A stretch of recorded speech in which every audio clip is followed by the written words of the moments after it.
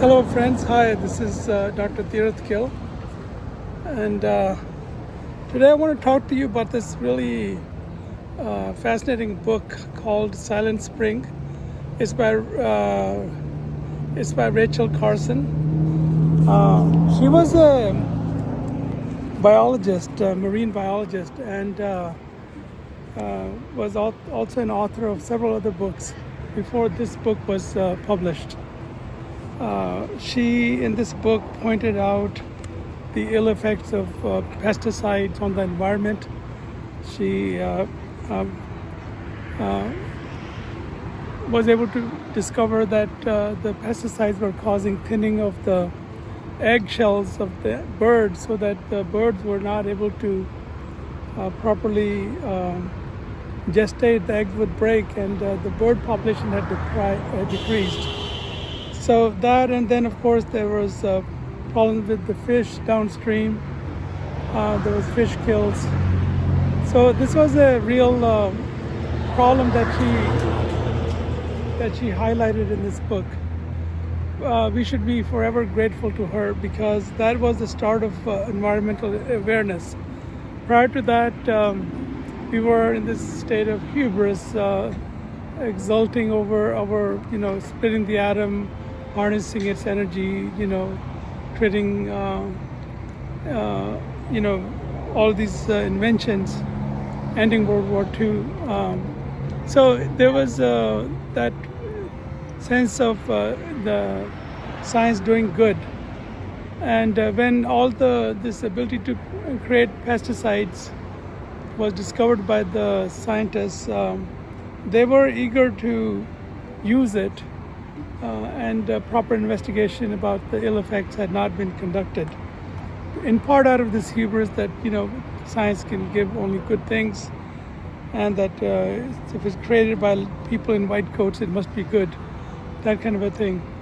But soon, Miss Carson and her other environmental ecologists and environmental scientists also, they contributed, they collaborated. One of her great abilities was ability to collaborate. She sought a professional opinion from a wide range of people that had direct knowledge of the environment and what was going on. So when she wrote this book, she was a good author. There's poetry in the book. It's very well written. It became a bestseller, so much so that the White House and the highest levels of government took notice. And the implications were so grave that industry also, perked up its ears. They tried to discredit the author, challenge her scientific qualifications, and all the usual tricks that occur in these kind of situations. So anyhow, President Kennedy, John F. Kennedy, was wise enough to recognize that this is something serious. He appointed commissions to investigate all the allegations that were made in the book. And they found that she had merit, her arguments had a great deal of merit. And hence the process for environmental regulations began, culminating with the President Nixon, in his great sagacity and wisdom as well, created the EPA, the Department of Environmental Protection, under the EPA Act. So the EPA has done a lot of good. The environment has been cleaned up. The message has gone across the world that these chemicals are not innocuous. They have ill effects, and due care needs to be given to how they're disposed of. So in the end, this book was key to the environmental movement. I think Rachel Carson should be canonized as a saint.